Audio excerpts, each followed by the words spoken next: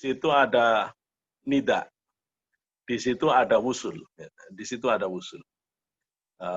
Jadi paling tidak ada 5 persoalan ini, mungkin ada yang lain juga. 5 persoalan ini menjadi pertimbangan yang enggak bisa ditinggal lagi oleh orang yang mengerti tentang dunia spiritualitas, ya, sehingga menjadi menu yang harus disantap apabila orang itu benar-benar ingin memiliki kedudukan yang dekat di sisi Allah. Tentang tawasul, saya kira sudah jelas bahwa manaqib itu adalah kita bertawasul. Kalau manaqib Syekh Abdul Qadir, ya tawasulnya dengan Syekh Abdul Qadir.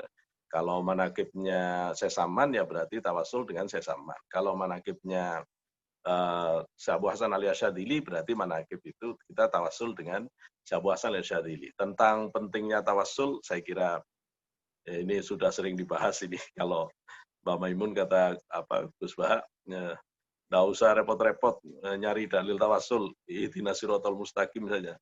Itu Allah menyebut ihdinas siratal mustaqim, siratal ladzina an'amta alaihim, katanya. Itu Allah nggak menunjukkan jalannya Allah, tapi jalannya orang yang mendapatkan nikmat di sisi Allah. Itu artinya memang nggak bisa kalau orang itu nggak mengikuti jalan pendahulu yang telah sampai ke hadirat Allah. Nah, maka wasilah itu menjadi penting untuk bisa sampai ke Allah, dan di manaqib kental dengan itu. Kemudian yang berikutnya, manaqib itu ada madatnya, ada madat. Allahumma ansur nafahatir ridwani alaih wa amadana bil asraril lati awda'taha ladai. Itu. Jadi ada madat yang kita minta. Madat ini adalah karunia dari Allah, karunia dari Allah, yang merupakan perpanjangan karunia yang didapat, kemuliaan yang didapat oleh para wali. Karena sesungguhnya para wali itu adalah mizabur ruhani, dia talang ruhani yang bisa memberikan keistimewaan itu, Karena itu madat itu menjadi penting diminta. Maka di situ ada madat. Siapa yang tidak kenal tentang Syekh Abdul Qadir dan segala kemuliaan yang Allah berikan kepada Syekh Abdul Qadir, sehingga semua orang menginginkan untuk mendapat kedekatan itu dari madat yang ada dari Allah kepada Syekh Abdul Qadir, supaya bisa mengalir hingga kepada diri kita, dapat karunia dari Allah itu. Di situ ada an-nida, agak dekat dengan makna madat. Kita biasanya kalau di manaqib itu ada nida yang kita lakukan. Ibadallah, rijalallah, aghisuna li ajalillah, itu. Jadi kita minta kepada ibadallah, atau ibadallah rijalallah, atau ibadallah. Kan kita manggil-manggil hamba Allah, ya, manggil-manggil hamba Allah, manggil-manggil rijalallah. Nah, yang masuk dalam sebutan ibadallah itu, kalau kata para ulama, itu adalah seluruh para wali, bahkan para malaikat. Itu kita sebut semua itu. Sudah masuk afrod ibadallah, itu sudah masuk semua orang-orang soleh di situ. Waktu kita meminta dukungan untuk bisa berangkat kepada Allah, itu sudah jelas. Aghisuna li ajlillah. Kita minta bantuannya, bantuan hamba-hamba Allah yang sudah sampai ke hadirat Allah itu, supaya mampu menarik kita untuk bisa sampai ke hadirat Allah.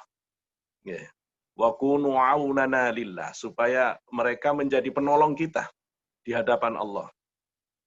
Asa nahdha bi fadlillah, supaya kita bisa bangkit di hadapan Allah, dan seterusnya. Nah, ini nida. Kalau di mangkoba terakhir, ada 8 mangkoba di manaqib. Di mangkoba terakhir itu kan isinya doa saja. Dan di doa itu khas manaqib, dari semua jenis wali disebut. Dari semua jenis wali direbut. Mulai dari ya At-Tob, ya imaman, ya nujaba, ya nuqoba, ya abdal, ya afrod, ya sumaro, semua kita sebut itu. Ya rijalal ghaib, ya rijalal ma, semua kita sebut. Jermune suwali semua dinidain semua, dipanggil semua. Dan itu sah, ya, sah secara akidah Ahlussunnah wal Jamaah. Itu cara untuk menggerakkan batin supaya lebih kuat lagi di sisi Allah dengan memanggil ruhani para aulia itu untuk bisa menolong kita berjalan di hadapan Allah, gitu ya. Kemudian di manakib itu ada tabarruk. Di manakib itu ada tabarruk. Tentu agak berbeda-beda dalam model pembacaannya, ya, model pembacaannya. Sama-sama Qadiriyah Naksabanti dari jalur Jombang misalnya, itu kalau dari Mbak Romli Tamim itu biasanya setelah, dan ini banyak yang juga relatif sama saya lihat di berbagai tempat, termasuk kalau saya tidak salah di mana ini, Abanom juga sama. Biasanya kan cirinya setelah sebutan Abdul Qadir, Al-Fatihah gitu. Tapi kalau yang manakib itu dari jalur Syekh Yasin Al-Fadani, itu tidak begitu ijazahnya. Tapi nanti selesai pas di Mangkoba 7, itu hampir selesai Mangkoba 7, itu begitu sampai kalimat idza sa'altumullaha fas'aluhu bi, itu berhenti dan kemudian tawassul, minta tabaruk dengan Syekh Abdul Qadir itu. Kita tawassul. Inni atawassalu ilaika biwaliyikal ghaus ya Syaikhul Thaqalain ya Qutbar Rabbani ya Ghausa Somadani ya Muhyiddin Aba Muhammad Sayyidina Syekh Abdul Qadir Al-Jilani, inni atawassalu bika ila rabbika fi qada'i hajatina fi hadhihi. Nah, kemudian disebut hajat-hajatnya. Jelas di situ ada tawassul, dan tentu di dalam manakib itu juga kita ngalah berkah juga. Ngalah berkah dengan kesolehan para aulia, para sulaha yang ada disebut di dalam manakib itu. Kemudian tentang persoalan tabarruk, saya kira untuk orang-orang ahlu sunnah itu sudah clear, ya. Walaupun sebelah kadang-kadang kebingungan dengan tabarruk. Biasanya itu bisa diselesaikan dengan kisah Imam Syafi'i yang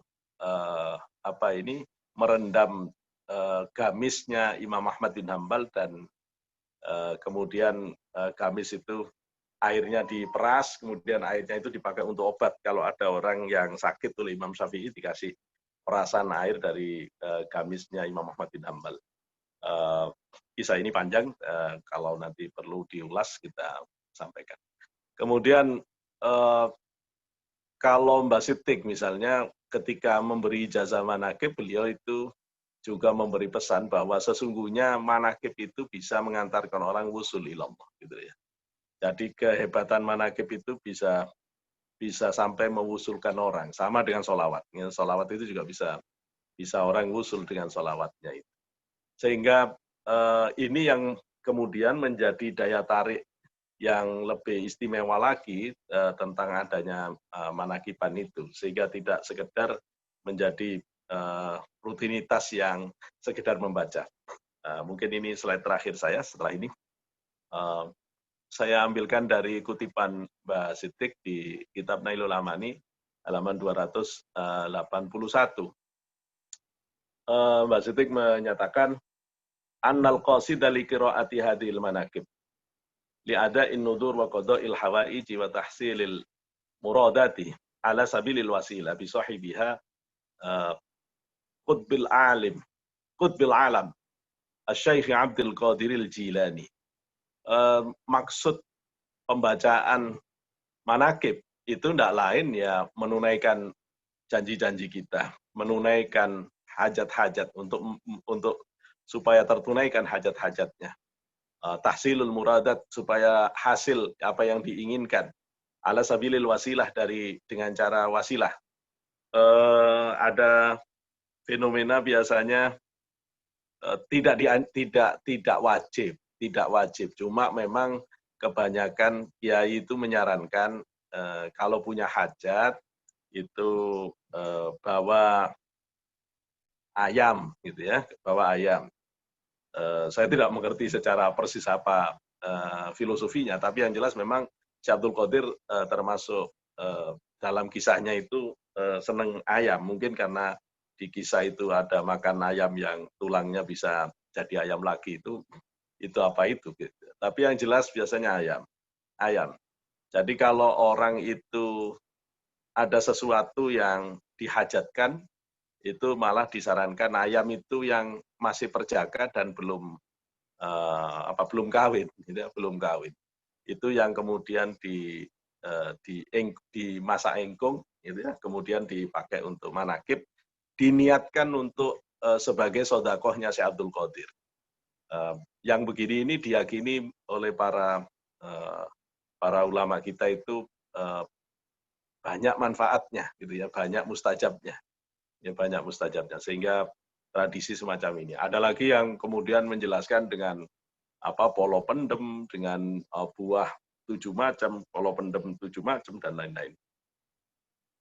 Yang begini-begini hanya tambahan, gitu, hanya tambahan sebagai bentuk keseriusan kita untuk meminta kepada Allah dengan memberikan sedekah sebenarnya, dengan memberikan sedekah. Tetapi yang paling penting adalah posisi batin yang memang meminta kepada Allah melalui kekasih Allah. Wasilah dengan pemilik manakib itu, yakni kutub porosnya semesta, yakni Syekh Abdul Qadir Al-Jilani. Wal mustaghitsina bil anbiya, dan dengan manakib itu juga memohon pertolongan dengan para nabi, wabil khusus Rasulullah. Karena itu biasanya kalau manakib itu dibaca, saran kiai-kiai thariqah itu adalah pendengarnya itu terus membaca sholawat. Pada saat manakib dibaca terus baca sholawat. Nah, maka itu termasuk mustaghitsin bi Rasulillah. Wal aulia, termasuk dengan wali-wali yang lain. Wal muntafi'ina biha, dan mendapatkan kemanfaatan dengan melakukan tawasul dengan itu semuanya, bima minha min asnafil kaifiyat, dengan tata cara yang beraneka ragam. Fa innaha la yatimmu linaf'il salah ini. Alif la yatimmu an-naf'u. Ya, tidak bisa sempurna kemanfaatannya illa bi ijazati bi ijazatin sahihatin, dengan ijazah yang benar, ya. Walau ammah, meskipun secara umum, minasyaikh alladzi lahum ahlun lah, dari syekh yang memang dia ahlinya di dalam manakib itu. Wa man taraka al ijazah, siapa yang meninggalkan ijazah, wa tamada ala ra'yihi min ghairi syaikhin, dan dia meyakini dengan logikanya sendiri bahwa dia bisa manakiban tanpa ijazah, bahwa munqati'ul faid, dia terputus itu dari curahan rahmat batiniyahnya, mun'adimul barokah, dia juga kehilangan keberkahannya.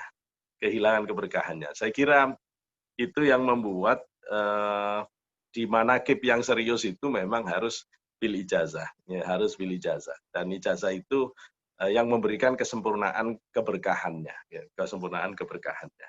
Saya kira itu yang bisa kita antarkan awal untuk diskusi kita, ngobrol-ngobrol tentang salah satu tradisi dari kalangan santri di Nusantara, yakni manakiban. Baik, saya kira ini yang bisa saya sampaikan dulu. Kami persilahkan kalau ada hal-hal yang mau kita diskusikan bersama.